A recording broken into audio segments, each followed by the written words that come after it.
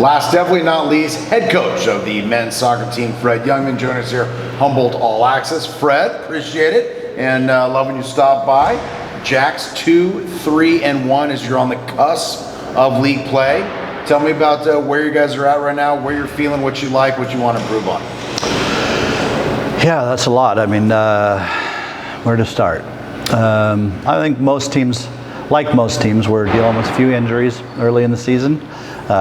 We traveled up to Oregon this past weekend and we were missing probably 5 starters, which, even though most teams are dealing with it, that's a lot for a normal year. Yeah, it's a lot of starter. I mean, half of our starting lineup. I'm not a soccer guru, but I could put 2 and 2 together there, okay? But I have to say the guys responded well, and the guys that came in as a result actually did really well. And we've been moving through the process. We have 17 new players this year.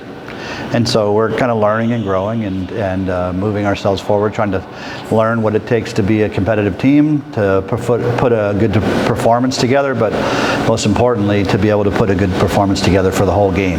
I think if you ask the guys, they would tell you that we've performed well for some percentage of every game so far this season. Now the key is to try to figure out how to do it all for the whole game. We got a mixed bag on the road last week, even north of the border, north of the California border, up to Oregon. Got a nice win against St. Martin's that came up short before heading home. Just take us through that road trip and you know, what were the things that were good that you prevailed on, and obviously the learning lessons from the L. Yeah. No, we've been talking about the consistency of our performances, and I think against St. Martin's we had a really strong performance in the first half, scored a couple goals and got on top of the game. The second half we dropped off a little bit and let them back into the game, and so then the last third of the game really we're just kind of struggling to stay on top of the game and get back to where we were at the beginning of the game. Western, we started really well as well. I thought we managed the first half against a really strong Western team really well. Didn't give them a whole lot of good looks and defended well, and were really organized. Actually had a couple good chances ourselves, but then it's just a dagger to the heart when you give up a goal with 30 seconds to go in the half. You know, we got to be more mature, and we got to be able to manage games a little bit better and recognize that we just need to see out the last few minutes of the half and not make any mistakes. And you know, with a young team and with a team that's trying to learn and find their feet and find their confidence, these are the kind of mistakes that you end up making. And then when you give a good team like Western the lead, they're always going to make adjustments, and they came out and made the second half difficult for us and found a couple more goals. But I think our guys responded well. I mean, I would be shocked if there's anybody in the country that's traveled the miles that we've traveled so far this season and dealt with the things that we have. And I'm happy you're here. I thought you were still in Hawaii. almost ended up staying there again, to be honest. Almost ended up having to fly straight from Hawaii to Portland.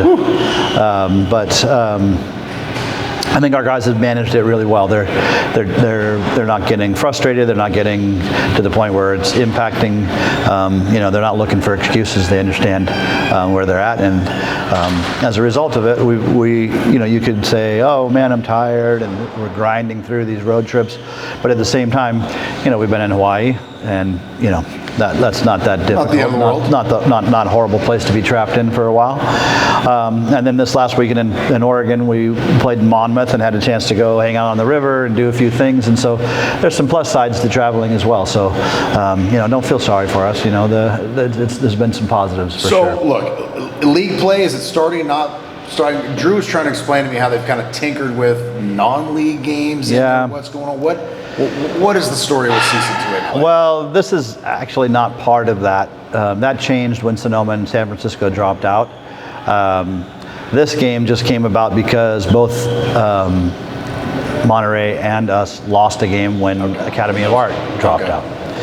And so we both needed an extra game, and so it just worked out well that we would just, you know, play. So you got the Otters in a non-league game. Exactly. But that really, Coach, I mean, that's a great tune-up for CC2A play, right? 100%. Yeah, 100%. You know, I think they have a kind of a similar preseason going on right now with us, as they're trying to find their feet and get where they are. But I've watched some of their game film. They're very good. They've made they're integrating some new players as well. They had a really good result the other day. So yeah, it's going to be a really tough game. Always difficult playing at their place. They have a beautiful facility.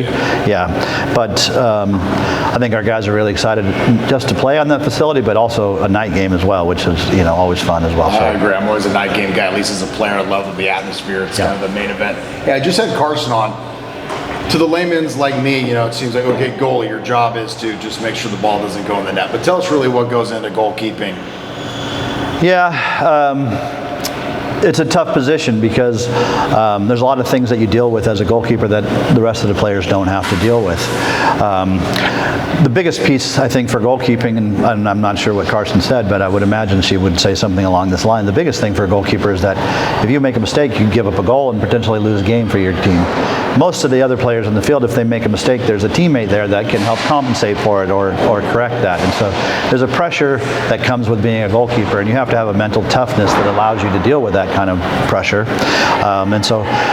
Yeah, you got to find kids that have that kind of an intensity of their personality, a drive, a commitment, and they also have to have this really short memory where Kind of that goldfish mentality. Exactly. Too? They got to have a serious goldfish mentality, because as a goalkeeper, if you're dealing with that and you do make a mistake and it ends up hurting you, if you get too caught up in that, then you're going to make another mistake and another mistake and another mistake. So, yeah, you definitely have to find a goalkeeper. A good goalkeeper always has that goldfish mentality for sure. Love it, Coach. Well, good luck going to Monterey and not bringing your golf gloves. That's what I would be doing. Yeah, I'm bummed about pro, that. And I'm on this side of the table.